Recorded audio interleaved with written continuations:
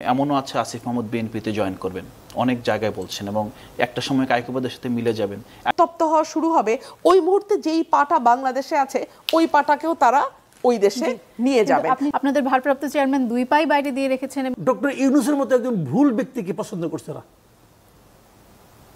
এই লোকটা এনসিপিকে শেষ করে দিচ্ছে। যত দোষ নন্দ ঘোষ, এরকম যত দোষ আপনি সরকারের ঘাড়ে ইদানিং চাপিয়ে দিচ্ছেন কিনা, এবং সেই ন্যারেটিভ কোনোভাবে কি আওয়ামী লীগকে সহায়তা করছে কিনা? এটা সরকারের ব্যর্থতা। আপনি আবার কবেন যে আমি খালি সরকারের বিরুদ্ধে বলি? মানুষকে ভয় দেখাও, এই কিন্তু 111 আসলো, অতএব আমি তোমার জন্য বিকল্পহীন একটা ব্যক্তি যাকে তোমার ক্ষমতায় রাখতে হবে। আমার সাথে আছেন ব্যারিস্টার রুমিন ফারহানা, সাবেক সংসদ সদস্য এবং আইনজীবী, সুপ্রিম কোর্ট। আছেন জনাব মাসুদ কামাল, সিনিয়র সাংবাদিক, এবং জনাব আলাউদ্দিন মোহাম্মদ, যুগ্ম সদস্য সচিব, জাতীয় নাগরিক পার্টি। আপনাদের তিনজনকেই স্বাগত জানাচ্ছি, অসংখ্য ধন্যবাদ আজ আসার জন্য। আলাউদ্দিন, আমি আপনাকে দিয়ে শুরু করতে চাই। আজ টিআইবির একটি প্রতিবেদন প্রকাশ হয়েছে, আপনি নিশ্চয়ই দেখেছেন, যেখানে তারা বলেছে যে অন্তর্বর্তী সরকারের পৃষ্ঠপোষকতায় রাজনৈতিক দল বা কিংস পার্টি গঠন করা হয়েছে, কিন্তু সেখানে তারা কোনো দলের নাম বলেননি। কিন্তু সংবাদ সম্মেলন যখন হয়েছে এটির প্রকাশনা অনুষ্ঠানে, সেখানে টিআইবির নির্বাহী পরিচালক ইফতেখারুজ্জামান বলেছেন যে এই কিংস পার্টি হচ্ছে এনসিপি, যাদের দুজন এখনও সরকারে আছেন। আপনার প্রতিক্রিয়া জানতে চাই। ধন্যবাদ আপনাকে, আমার দুই বিজ্ঞ সহ আলোচক এবং যারা দেখছেন সবাইকে শুভেচ্ছা। তো টিআইবির প্রধান ইফতেখারুজ্জামান শুধুমাত্র একটি প্রতিষ্ঠানের প্রধান নন, তিনি এই মুহূর্তে জাতীয় যে ঐক্যমত্য কমিশন, সেই কমিশনের একজন সদস্য। তো তার কাছ থেকে যখন, এবং তার প্রতিষ্ঠানের কাছ থেকে যখন এই ধরনের রাজনৈতিক মন্তব্য, যেটা আমরা আগে দেখেছি যে আমাদের প্রতিপক্ষরা বারবার আমাদেরকে হেনস্থা করার চেষ্টা করা হতো, আমাদেরকে মোরালি উইক করার চেষ্টা করতেন যে আমরা একটা কিংস পার্টি, তো তার কাছ থেকে এই ধরনের মন্তব্য আসাটা এটা খুবই অপ্রত্যাশিত, এবং আমার মনে হয় এটা কেউ প্রত্যাশা করে না, এটা শুধুমাত্র আমরা না। তো এটার মাধ্যমে যে বিষয়টা স্পষ্ট হয়েছে যে এনসিপি একটি রাজনৈতিক দল হিসেবে, দেখেন আমরা বারবার একটা বিষয় বলে আসছি যে আমরা গণঅভ্যুত্থানের পরে সৃষ্ট হয়ে একটি দল। আমাদের যেই প্রতিটা রাজনৈতিক দলের একটা নির্দিষ্ট প্রেক্ষাপট থাকে, তারা একটি ঘটনাকে কেন্দ্র করে অথবা একটি বিশেষ রাজনৈতিক অবস্থার মধ্য থেকেই তারা প্রয়োজন বোধ করে যে দেশে রাজনৈতিক যেই পরিসরে আমাদের আত্মপ্রকাশ করা উচিত। এনসিপিও তদ্রূপ একটি দল যেটি গণঅভ্যুত্থানে অরাজনৈতিকভাবে নেতৃত্ব দানের পর তাদের মনে হয়েছে যে রাজনৈতিক শূন্যতা তৈরি হয়েছে, এবং যে বিদ্যমান রাজনৈতিক বাস্তবতা আছে তার পরিবর্তনে তাদের রাজনৈতিক দল হিসেবে আবির্ভূত হওয়া উচিত। তো সেই প্রেক্ষাপটে আমরা যখন দল করেছি, আমরা সরকারের কাছ থেকে কোনো কিছু সহযোগিতা চাইনি এবং এখনও চাচ্ছি না। পাশাপাশি সহযোগিতা না চাইলেও তো সহযোগিতা পাচ্ছেন আপনারা। না, একটা বিষয় বুঝতে হবে যে সহযোগিতা পাচ্ছি, এটা পরে আসছি। প্রথমত, এখানে গণঅভ্যুত্থানে নেতৃত্বদানকারী তরুণ যারা সমন্বয়ক ছিলেন, তাদের যেই গণঅভ্যুত্থানকালীন ভূমিকা এবং তারপর তারা রাষ্ট্র গঠনে যেভাবে ভূমিকা পালন করেছেন, তাদের অংশ হিসাবে এবং এই অন্তর্বর্তীকালীন সরকারের বৈধতা হিসেবে যেখানে যে তিনজন ছাত্র প্রতিনিধি আছেন, তারা কিন্তু মূলত এনসিপির পারপাস অথবা এনসিপির জন্য কোনো কাজ করছেন না। তারা টুকিটাকি যা কাজ করছেন, যতটুকু চেষ্টা করছেন, গণঅভ্যুত্থানের মাঠ থেকে যে দাবি উঠে এসেছে সে দাবি তারা মিনিমাল স্কেলে বাস্তবায়ন করার চেষ্টা করছেন সরকারের থেকে। এনসিপি কী সুবিধা পাচ্ছে সেটা বললে হয়তো আমার জন্য উত্তর দেওয়া সুবিধা হতো। তবে আমরা যদি আমাদের গঠন প্রক্রিয়া বলি, আমরা বৈষম্যবিরোধী ছাত্র আন্দোলনের যে নেতৃত্ব অভ্যুত্থান সংগঠিত হয়েছে, আপনি 3 অগাস্টে যে ঘোষণা হয়েছিল সেটা ছিল ছাত্র নাগরিক অভ্যুত্থান, এবং 3 অগাস্টের আগেই আমাদের একটা পরিকল্পনা ছিল যে ছাত্রদের আন্দোলনের সাথে নাগরিকরা কিভাবে সংহতি জানাচ্ছে, আমরা একটা নাগরিক কমিটি গঠন করব অথবা নাগরিক অ্যালায়েন্স, যে কোনো নামে নাগরিকদের একটা আলাদা সংগঠন গঠন করব। কারণ 3 অগাস্টে কারো জানা ছিল না যে 5 অগস্টেই আপনার এই সরকারের পতন হবে এবং আমরা নতুন একটা বাস্তবতার মুখোমুখি হব। তখন যে নাগরিক সংগঠনটা, সেটা 5 আগস্টের পরে আপনার সেপ্টেম্বরের 8 সেপ্টেম্বর সংগঠিত হয় শহীদ মিনারে। এই নাগরিক সংগঠন এবং আপনার যেই বৈষম্যবিরোধী ছাত্র আন্দোলন, তাদের একাংশ নিয়ে কিন্তু এনসিপি গঠিত হয়েছে। এখন এনসিপি এই কারণে কি জাতীয় নাগরিক পার্টিকে কিংস পার্টি বলা হচ্ছে যে দুইজন, যিনি আপনাদের দলের প্রধান, তিনি সরকারের উপদেষ্টা ছিলেন এবং উপদেষ্টা থেকে এসেই তিনি আপনাদের দলে জয়েন করলেন। এখনো যারা দুজন উপদেষ্টা হিসেবে যেরকম বলা হচ্ছে যে দলের 2 জন এখনো আছেন, এই রিপোর্টে যেটি বলা হয়েছে সরকারে আছেন, তারা সরকার থেকে যদি উপদেষ্টা না থাকেন আপনাদের দলে জয়েন করবেন, এই ধরনের একটি ধারণা মোটামুটি, যদি আমরা সেটি ধরেও নেই যে তারা জয়েন করবেন না, সেটি যদি ধরে নিই, তারপরেও দেখা যায় যে যখন প্রধান উপদেষ্টা বলেন যে তিনি পদত্যাগ করবেন, তিনি জনাব নাহিদ ইসলামকে ডেকে সে বিষয় নিয়ে কথা বলেন।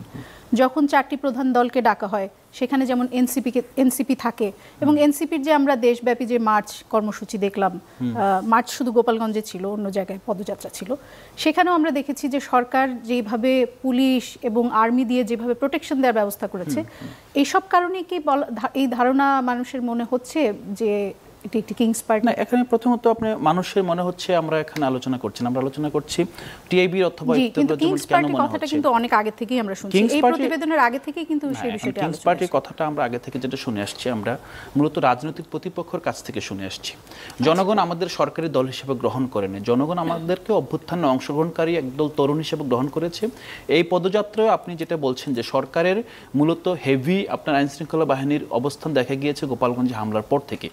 এখন সেইটা রাষ্ট্রের উচিত প্রতিটা নাগরিকের সুরক্ষার ব্যবস্থা করা, পাশাপাশি এখন যেহেতু একটা ট্রানজিশন সময় চলছে, গণঅভ্যুত্থানের যে শক্তি, যেমন আপনি যদি বলেন শীর্ষ সমন্বয়করা যাদের জীবনের ঝুঁকি আছে তাদের নিরাপত্তা দেওয়া সরকারের একটু বেশিভাবে দায়িত্ব। বেশিভাবে বলছি এই কারণে, কারণ একটা প্রতিটা নাগরিকের আপনার নিরাপত্তা দেওয়া সরকারের দায়িত্ব, কিন্তু যখন আপনার কারো নিরাপত্তার সাথে রাষ্ট্রের স্ট্যাবিলিটির প্রশ্ন যুক্ত হয়ে পড়ে, একটা বিভিন্ন গোষ্ঠী এখানে রাজপথে নামে আসার সম্ভাবনা তৈরি হতে পারে, তাদের নিরাপত্তা অবশ্যই সরকার দিবে। তো সেই জায়গাটা এনসিপির আপনার রাজনৈতিক কিংস পার্টি হওয়া কখনো নির্দেশ করে না।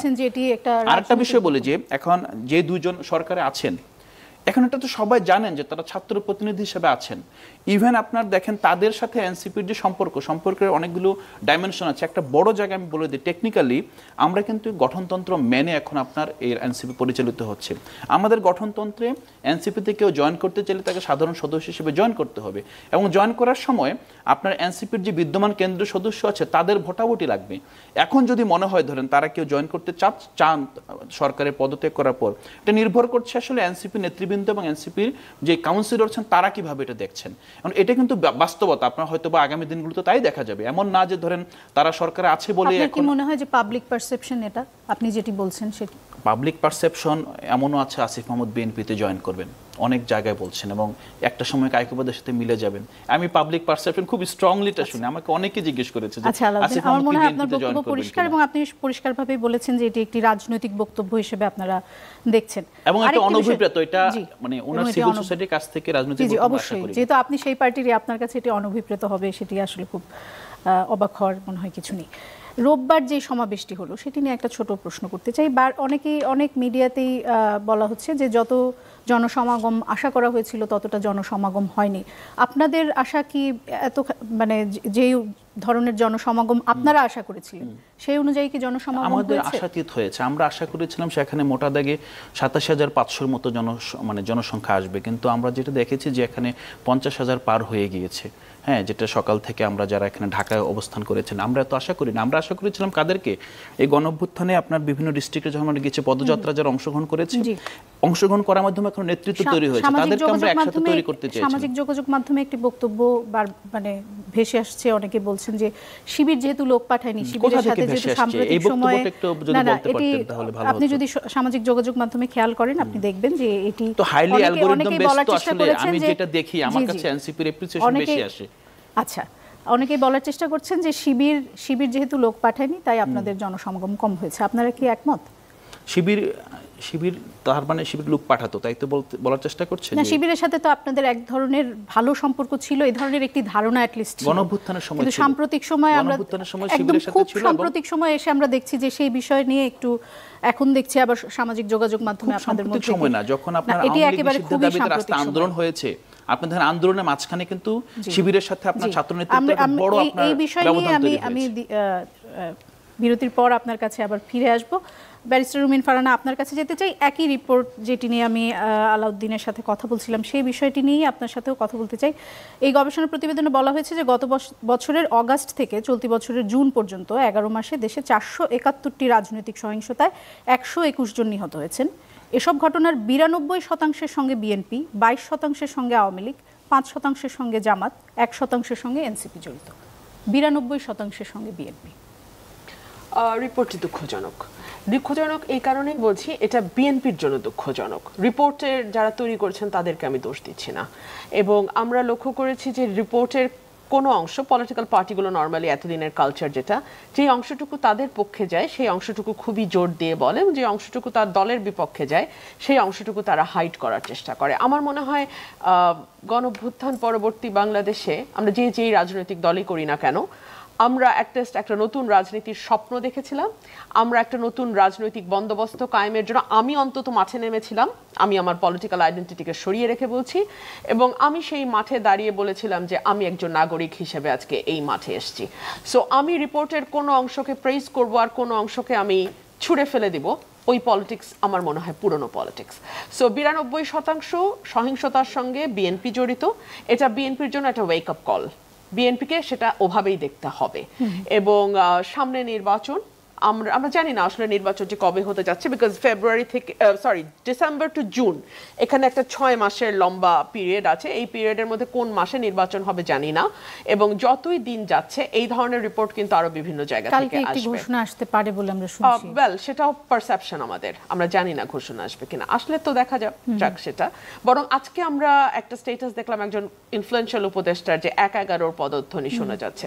সো তারপরে যদি কালকে আমরা নির্বাচনের একটি তারিখ পাই, সেই নির্বাচনটি আদৌ সেই তারিখ মতো হতে পারবে কিনা, হতে দেয়া হবে কিনা, ইত্যাদি ইত্যাদি অনেক প্রশ্ন। আমরা ওইটা একপাশে সরিয়ে রাখি আলোচনা, ওটা আমরা করবো পরে।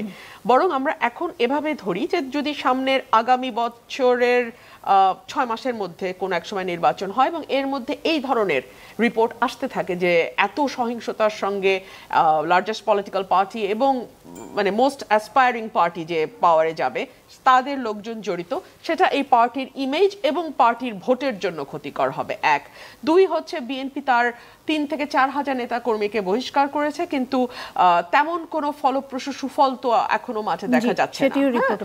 সেটিও রিপোর্টে বলা হয়েছে। আপনি বলার আগে সেজন্য আমি বললাম যে জানি এই কথাগুলো আসবে।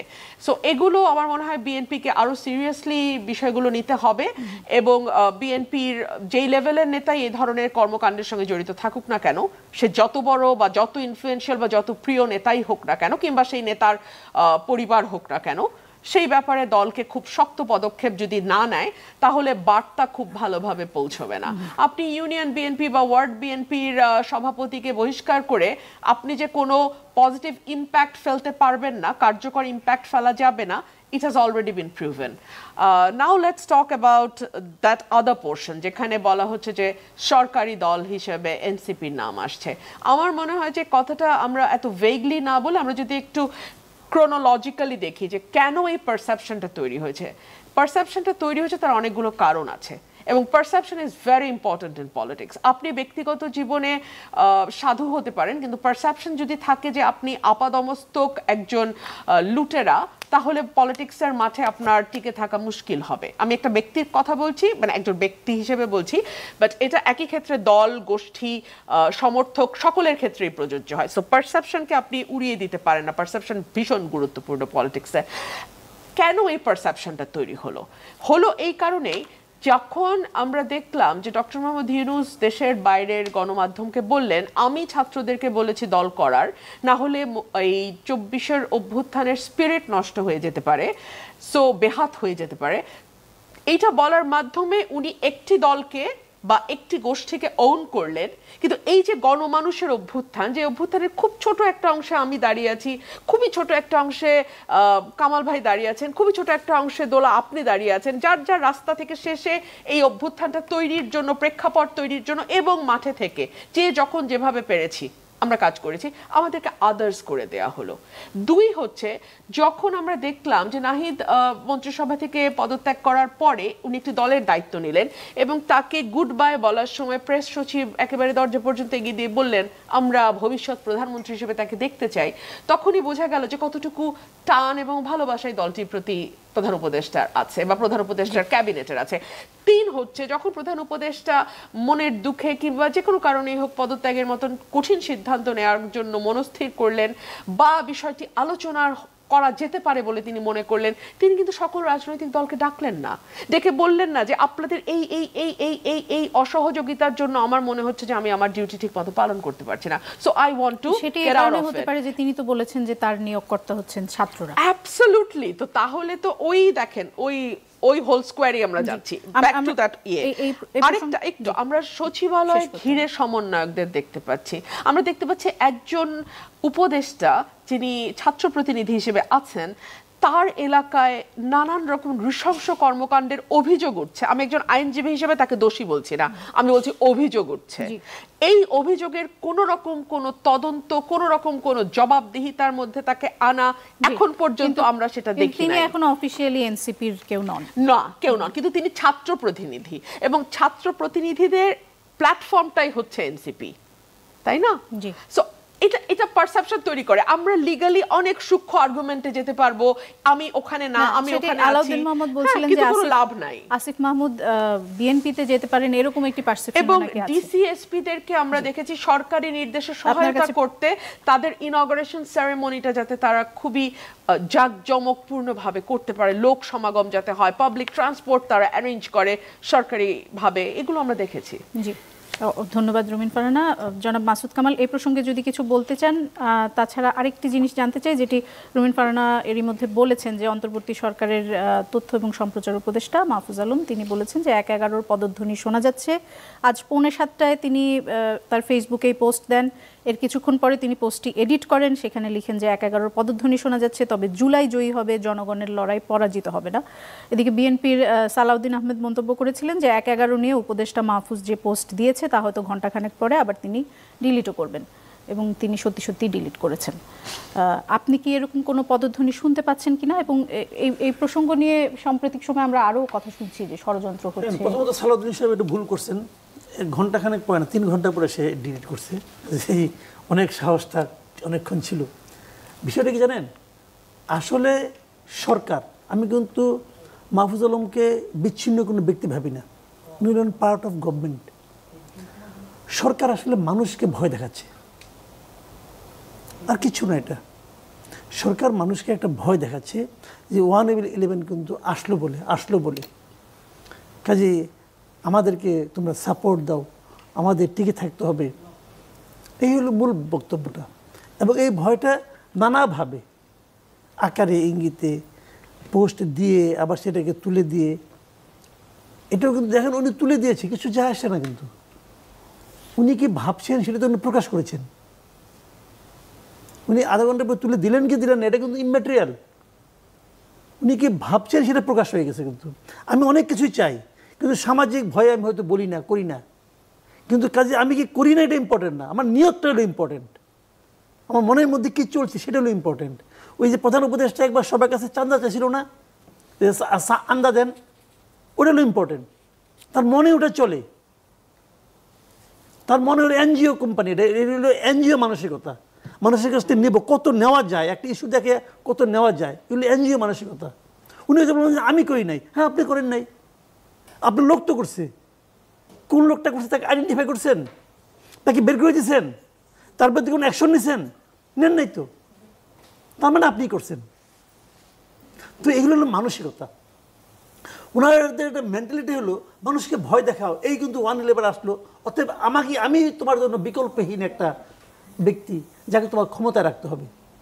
আর যে আলোচনাগুলো হচ্ছিল এখানে, টিআইবির কথা, এই যে আপনার কিংস পার্টি, তারপর আপনার বিএনপির এই যে মারামারি, অমুক আদাবাজি, এগুলোও কিন্তু আমি এই জন্য আমি দায়ী করি, কিন্তু আমি এনসিপিকেও দায়ী করি না, আমি বিএনপিকেও দায়ী করি না, আমি দায়ী করি সরকারকে। সরকার সুকৌশলে দেখেন আমি কি কত বড় ক্ষতিটা করছে এই দেশের। মানে এনসিপিদের ভুল একটাই, এনসিপি মানে স্টুডেন্টদের ভুল একটাই, সেই ভুলটা হলো ডক্টর ইউনূসের মতো একজন ভুল ব্যক্তিকে পছন্দ করছে না। এই লোকটা এনসিপিকে শেষ করে দিছে, এনসিপি জানেও না কেমন করে তারা শেষ করে দিল। তারা বিশ্বাস করছে এই লোকটার উপর, সে শেষ করে দিছে, এই স্টুডেন্টদেরকে শেষ করে দিছে। রিয়াদের একটা বক্তব্য আমি পড়লাম, সে ইয়াকে বলছে, জাজকে বলছে যে আমি গরিবের সন্তান, টাকা দেখে মাথা খারাপ হয়ে গেছিল। যদি ধনীর সন্তানও হয়, ধরেন আমি ধনীর সন্তান, অথবা ধরেন ও ধনীর সন্তান, তো ওর ধনী পিতা কি ওরা লাখ লাখ টাকা দেয় প্রতিদিন? দেয় না। কিন্তু ধনী লোকও তার সন্তানের কাছে 1000 টাকা দিয়ে হিসাব নেয়, টাকাটা কই খরচ করছো, কারণ তার সন্তানকে সে বখে যেতে দিতে চায় না। ও যখন হাতে এতগুলো টাকা পেয়ে যায়, মাথা খারাপ হবেই রে ভাই, মাথা খারাপ হবে। এবং এই কাজটা কে করছে? এই সরকার করছে। এই সরকার তাদের উপর একটা মানে আপনার এই যে কিংস পার্টি, এটা সরকার চাপা দিয়েছে, এই সরকার প্রধান চাপা দিয়েছে। আমি ওদের দোষ দিই না তো, বিশ্বাস করেন আমি ওদের দোষ, ওদের না মায়া লাগে। এই গভর্নমেন্ট কি করলো এই কাজটা? ওরা কি চাইছে আমাকে ওই এসিবিতে উঠাই দাও? ওরা কি বলছে আমার হয়ে তোমরা গুলি করো? ওরা বলছে? সমস্ত দায় চাপছে ওদের উপর। যেখানে তারা পুলিশ প্রহরা পায় নাই, এর আগে এনসিপি বিভিন্ন জায়গায় যায় নাই, মিটিং করে নাই, মিটিং তো করছে, দরকারটা কি তাদের ছিল?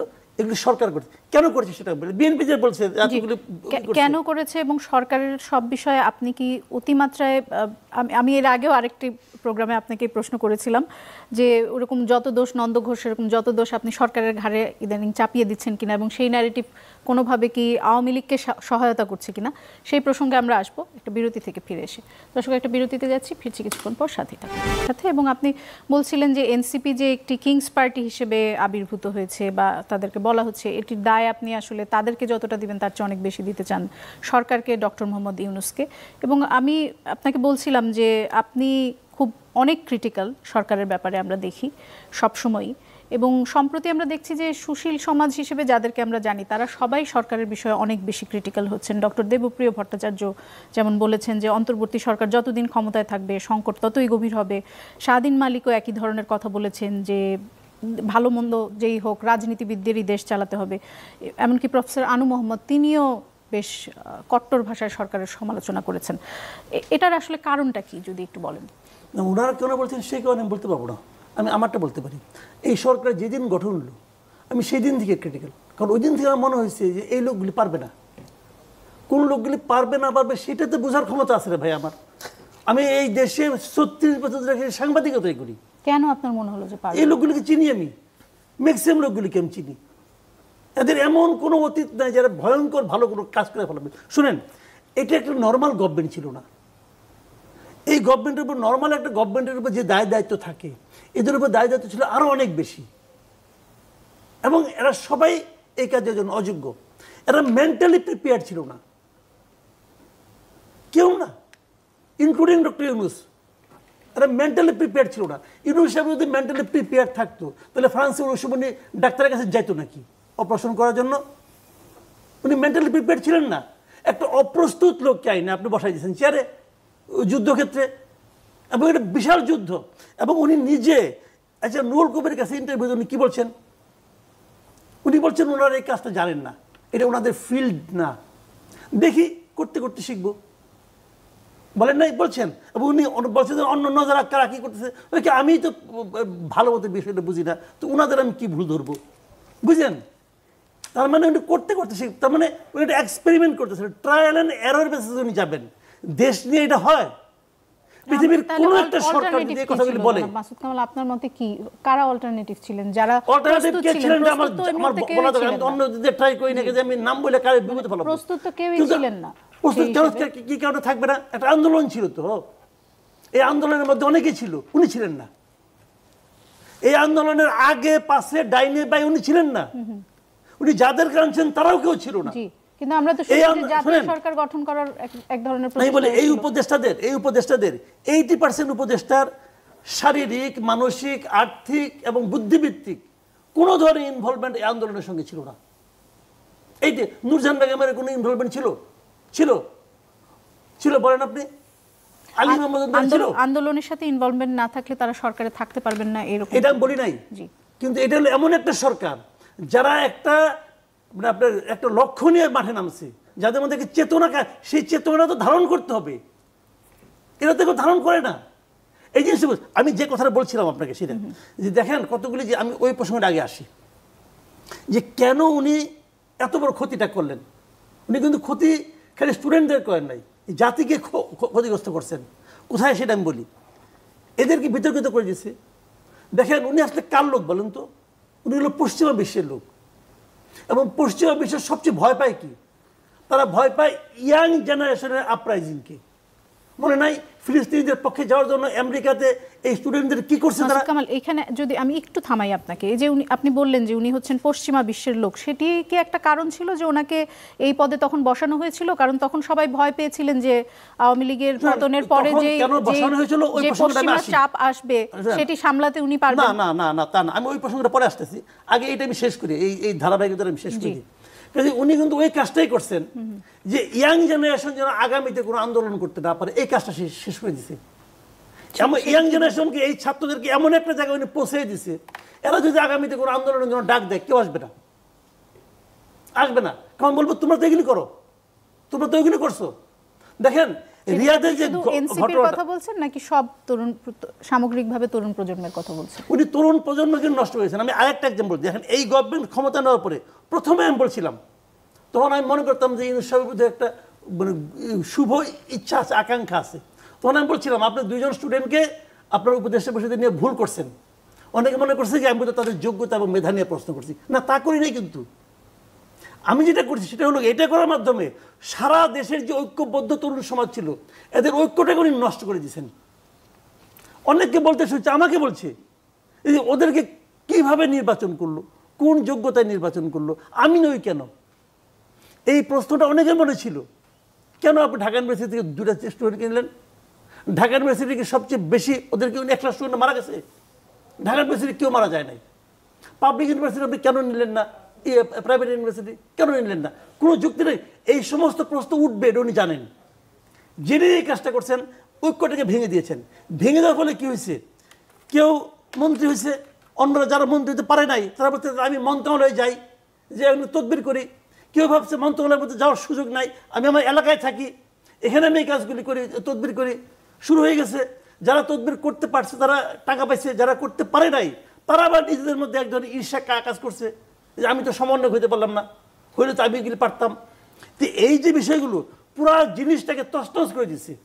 যদি উনি না দিতেন, না নিয়ে বলতেন তোমরা সমন্বয় একটা মিলে একটা কমিটি বানাও, তোমরা জনগণের পালসকে ফিল করবা, করে আমাদেরকে জানাবা, এবং আমরা সেটা যদি বাস্তবায়ন না করতে পারি আমাদেরকে চাপ দিবা, তোমাদের সঙ্গে আমরা প্রতি মাসে 2 বার করে বসবো, তাহলে হতো একটা জিনিস।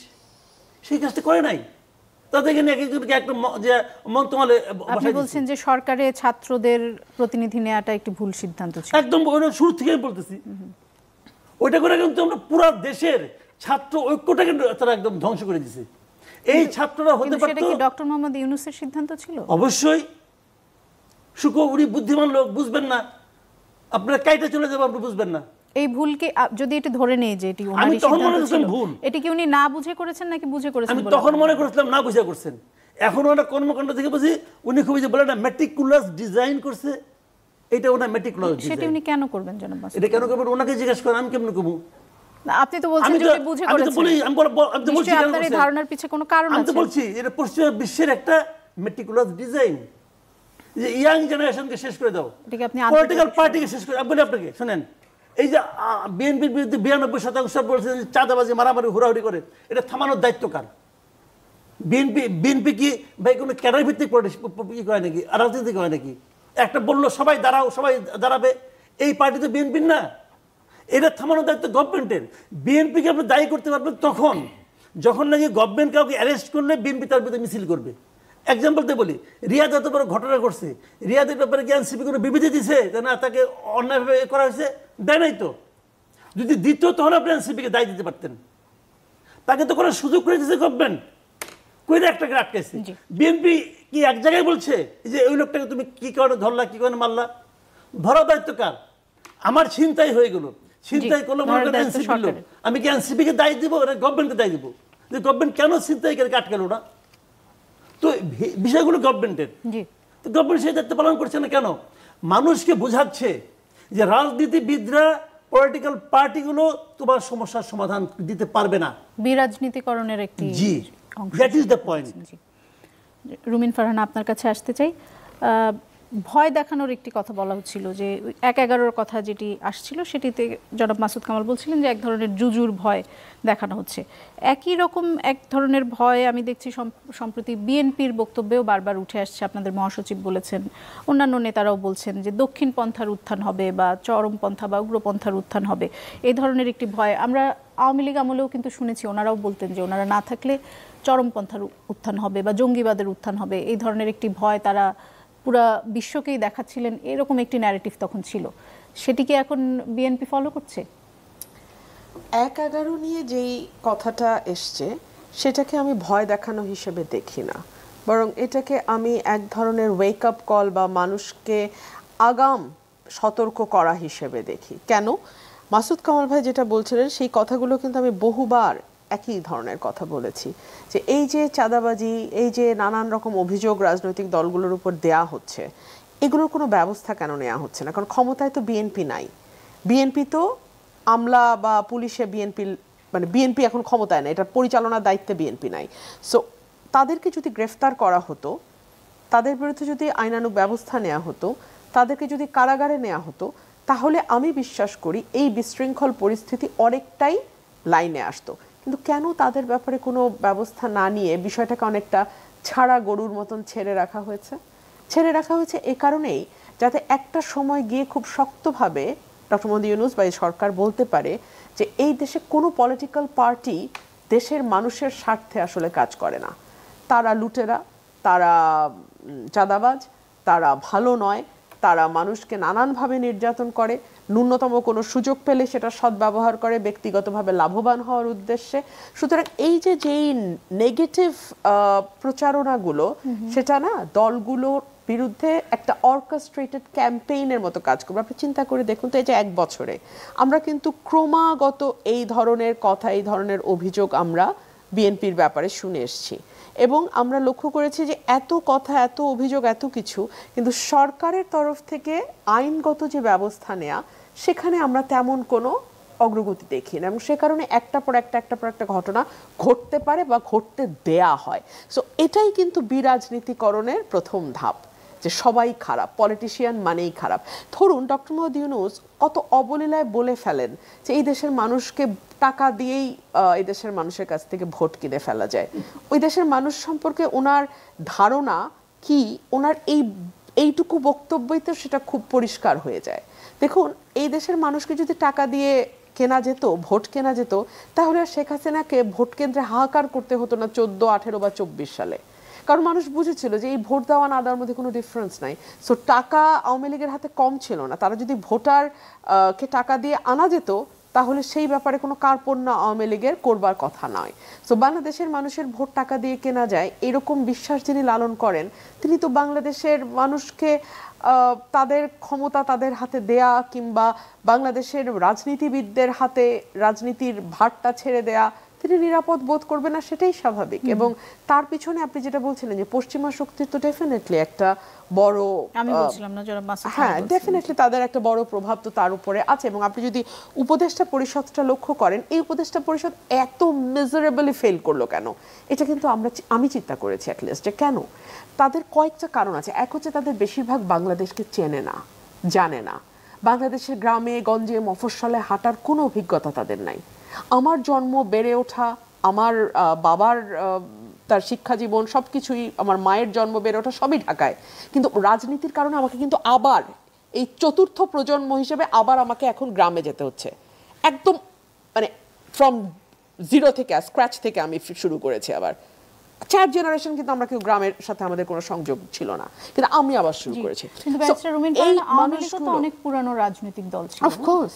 এবং বিএনপি যেমন এটিও সত্য যে সরকার কোনো ব্যবস্থা গ্রহণ করছে না, তেমনভাবে এটিও সত্য যে এই রিপোর্টে যেটি এসেছে যে 92% এইসব বিভিন্ন রাজনৈতিক সহিংসতার সাথে বিএনপি জড়িত।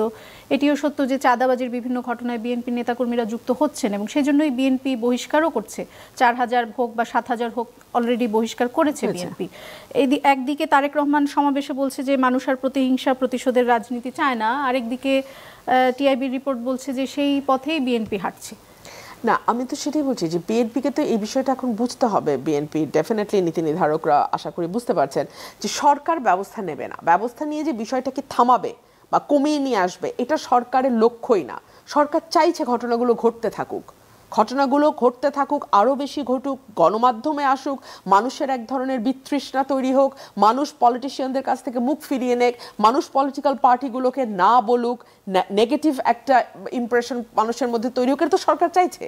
কিন্তু বিএনপির দায়িত্ব হচ্ছে এই প্রতিকূলতার মধ্যেও এই বিষয়টা এনশিওর করা যে না ঠিক আছে সরকার করবে না, সরকার আইনগত ব্যবস্থা নিয়ে নানান অপকর্ম কমিয়ে নিয়ে আসবে, এটা সরকার করবে না, তাহলে আমি দলগতভাবে এখন আরো শক্ত কি পদক্ষেপ নিতে পারি এইটা বিএনপিকে এখন ভাবতে হবে। সেই জন্য আমি এটাকে বিএনপির জন্য একটা ওয়েক আপ কল বলেছিলাম যে সরকার তাকে আইন শৃঙ্খলা বাহিনীর প্রপার প্রয়োগ দিয়ে, আইনের প্রপার প্রয়োগ দিয়ে সরকার যে বিষয়টাকে বন্ধ করবে এই আশা বিএনপির করে লাভ নাই।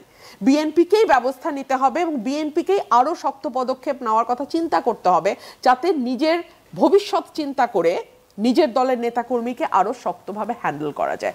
আচ্ছা, আমি যে জায়গাটাতে ছিলাম, এই উপদেষ্টা পরিষদের মিজারেবলি ফেল করার কারণ হচ্ছে তারা বাংলাদেশ জানে না, এবং দুই হচ্ছে তাদের প্রত্যেকের একটা করে পা দেশের বাইরে ফেলা।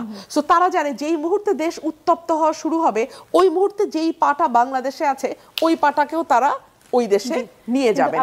আমাদের এক মিনিট, আমাদের ভবিষ্যৎ, আমাদের সামনের দিন, এগুলো নিয়ে তাদের কারো কোনো মাথা ব্যথা নাই, কারো কোনো মাথা ব্যথা নাই। সুতরাং তারা এই যে মাসুদ কামাল ভাই বলছিল না যে এটা কি ভাই নাকি ট্রায়াল অ্যান্ড এরারের প্রসেস নাকি বাংলাদেশটা, হ্যাঁ বাংলাদেশটা তাদের কাছে একটা গিনিপিগের মতো, ট্রায়াল অ্যান্ড এরারের মতো।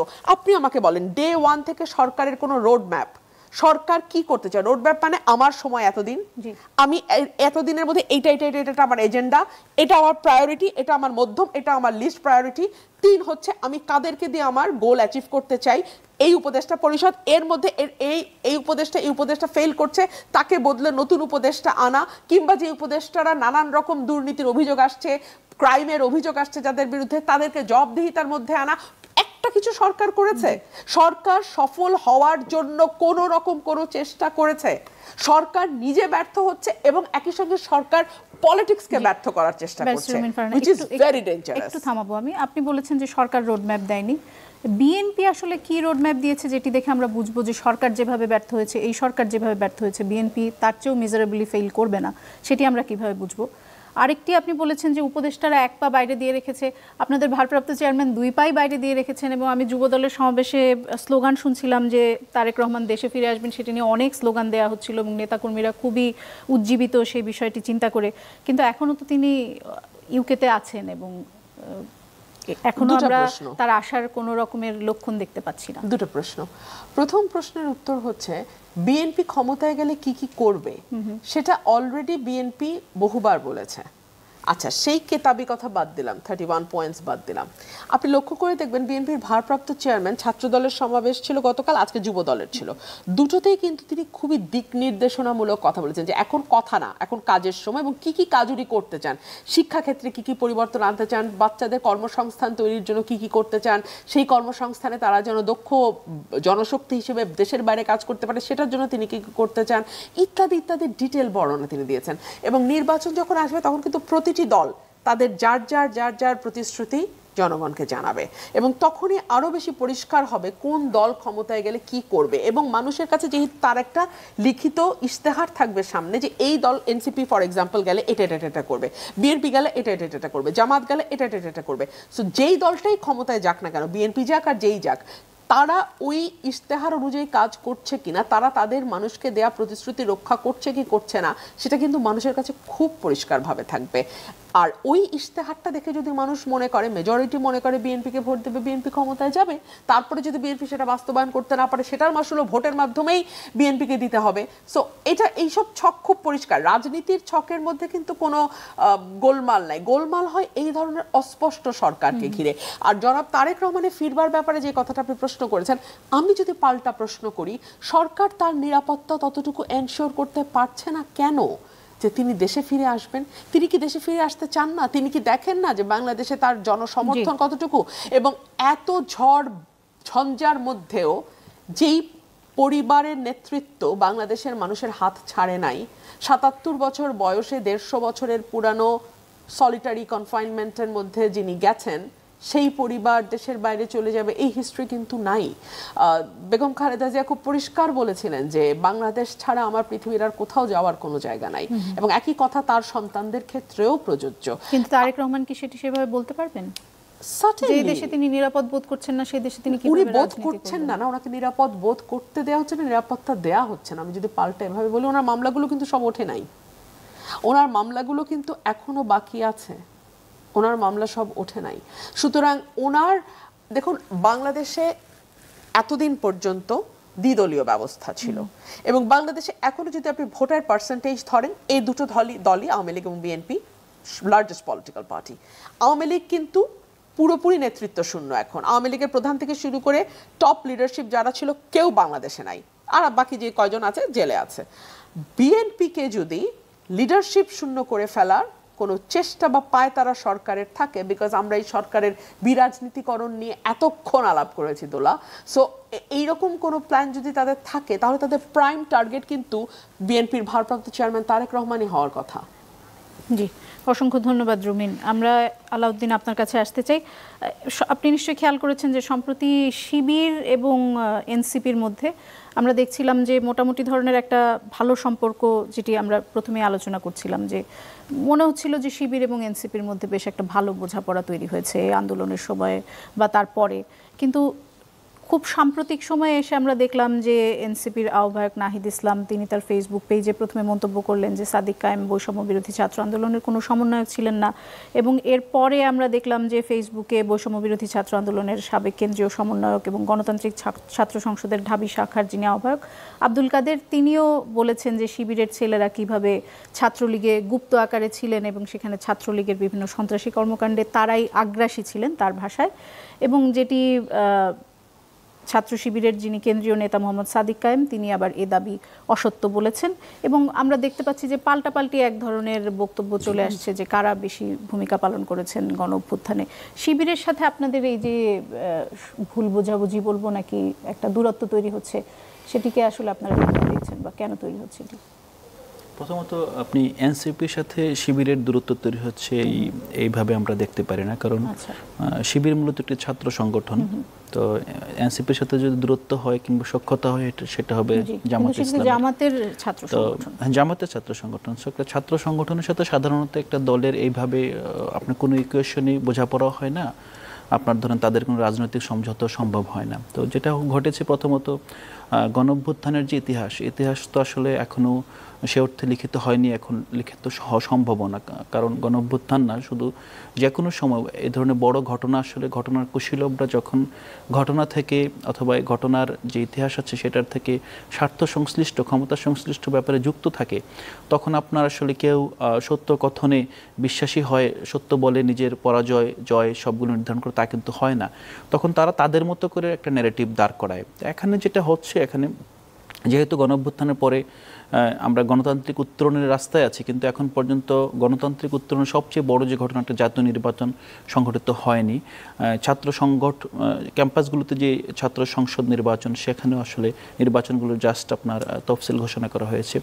সেক্ষেত্রে স্বাভাবিকভাবেই শুধুমাত্র এনসিপি নেতৃত্ব কিংবা বাকশাস্ত্রের নেতৃত্বের সাথে শিবির না, এখানে কিন্তু আপনি দেখবেন যে কিছুদিন পূর্বে থেকে ছাত্রদলের সাথে শিবিরের ক্যাম্পাসে আপনার অনেকগুলো পয়েন্টে তাদের বিতর্ক হচ্ছে এবং বিভিন্ন পয়েন্টে তাদের সাথে আপনার মুখোমুখি অবস্থা তৈরি হয়েছে। মূলত এটা ক্যাম্পাস ভিত্তিক যে রাজনীতি, এই রাজনীতির এখনকার গণঅভ্যুত্থানকে কেন্দ্র করে, গণঅভ্যুত্থানের পরে যেই ক্যাম্পাসের যে ভোটার আছেন যারা যাদের ভোট ডাকছেন নির্বাচনে ম্যাটার করবে। নাহিদ ইসলামের স্ট্যাটাসটা আর একটা পরে বলছি যে এখন এখানে তো ক্যাম্পাসের রাজনীতির বিষয়টা একটা রকম আছে, সেটাকে আমরা ধরে নিতে পারি এটা আগামী জাকসু কিংবা রাকসু নির্বাচনে ছাত্র সংগঠনগুলো কিভাবে ভূমিকা পালন করেছে তারা তাদের ভোটারদের আকৃষ্ট করার চেষ্টা করছে। আর আপনি দেখবেন যে এখানে আল জাজিরা সম্প্রতি একটি বোঝাপড়ার মাধ্যমে হচ্ছে নাকি বোঝাপড়ার মাধ্যমে হওয়ার কথা না, যেহেতু এখানে ভোটের মাঠে একে অপরের প্রতিপক্ষ, এবং আপনারা দেখেছেন যে অনেকগুলো আপনার মেরুকরণ ডিঙ্গিয়ে দেখা যায় প্যানেল হয় অনেক সময়, মানে ক্যাম্পাস নির্বাচন তো জাতীয় নির্বাচনের মতো না, সেক্ষেত্রে দেখা যায় এমন হতে পারে শিবিরের সাথে বাম দলের প্যানেল হতে পারে, কারণ কে কার স্ট্রেংথের জায়গাটা আসলে মাঠ থেকে সর্বোচ্চভাবে নিয়ে আসতে পারবে সেই জিনিসটা এখানে লক্ষ্য করা যায়। আপনার মনে হচ্ছে ডাকসু নির্বাচনকে এটা আব্দুল কাদেরের সাথে যে আপনার সাদিক কায়েম কিংবা মামা ফাতেমার যে সাম্প্রতিক বৈষম্যবিরোধী ছাত্র আন্দোলন ত্যাগ করে তারপর তাদের সাথে যেই আপনার নতুন ইকুয়েশন হচ্ছে, সেটা মূলত ক্যাম্পাস ভিত্তিক যে ছাত্র সংসদ নির্বাচনের একটা উপলক্ষ হিসেবে মনে করা হচ্ছে, এবং এটাকে আমি খুব মানে সুন্দরভাবে পাঠ করতে চাই, কারণ তারা আসলে নির্বাচনের যেই আমরা দেখি যে একটা কাদা ছোড়াছুড়ি ব্যাপার থেকে সেদিকে না গিয়ে তারা বরং তাদেরকে সামহাউ ডিসএমবেডেড করছে। সবাই জনমতে যে একটা পারসেপশন তৈরি হয় যে হ্যাঁ ওর সাথে মনে হয় ওর গোপন ডিল আছে, অথবা তারা মনে হয় একই, এই জায়গা না, তারা নিজেদেরকে একটা স্বকীয় জায়গা থেকে আবিষ্কার করছেন যে হ্যাঁ আমি আসলে এইটা। আব্দুল কাদের আবিষ্কার করছেন, মামা ফাতেমা আবিষ্কার করছেন, সাদেক কায়েম আবিষ্কার করছেন, যে আবিষ্কার মানে তারা নিজেদেরকে তুলে ধরছেন, দেখো এইটা আমার পলিসি। তো আপনি যদি নাহিদ ইসলামের মন্তব্যটা যেটা জানতে চেয়েছেন, আপনি আল জাজিরাতে যে প্রতিবেদনটা এসেছে আপনি যদি দেখেন, সেই প্রতিবেদনটা খুব গুরুত্বপূর্ণ প্রতিবেদন, এবং এটা গণ অভ্যুত্থানের 1 বছর পূর্তি উপলক্ষে অভ্যুত্থানের ঘটনাগুলোকে ডেসক্রাইব করা হয়েছে সাদেক কায়েমের বর্ণনায়। তো এটা স্বাভাবিকভাবেই এটা অনেকটা একপেশে, এবং কেন্দ্রীয় যারা সমন্বয়ক ছিলেন তাদের অনেককেই এই প্রতিবেদনে নাই করে দেওয়া হয়েছে। এবং আপনি দেখেন সেনাপ্রধানেরও একটা গুরুত্বপূর্ণ বক্তব্য সেই প্রতিবেদনে ইনক্লুড করা হয়েছে, যেটা আসলে মূল ধারার যে ইতিহাস আমরা ইতিহাসের মধ্যে বসবাস করছি সেটা হচ্ছে সঙ্গতিপূর্ণ নয়। এবং আরেকটা বিষয় যেটা নাহিদ ইসলাম যেটা না করলে নাহিদ ইসলামের যে কর্তাসত্তা সেটাই প্রশ্নবিদ্ধ হতো, যে আপনার শিবিরের আপনার ইনস্ট্রাকশন অনুযায়ী নাহিদ ইসলামরা কাজ করেছেন। নাহিদ ইসলাম স্পষ্ট করে বলেছেন যে আসলে তারা কারো ইনস্ট্রাকশন অনুযায়ী কাজ করেননি। এটা আসলে একটা মরাল গ্রাউন্ডে তার যেই অবস্থান ওই সময় অবস্থানটা ব্যাখ্যা করেছেন। এটার সাথে আমার মনে হয় না যে বাদানুবাদ থাকতে পারে, বরং এটা একটা ঐতিহাসিক রেফারেন্স, যে রেফারেন্সটা ভবিষ্যতে আবার ভেরিফাইয়ের জন্য ব্যবহৃত হতে পারে, এবং গবেষকরা হয়তো এখান থেকে বের করে আসবেন what was the real history. অসংখ্য ধন্যবাদ আলাউদ্দিন।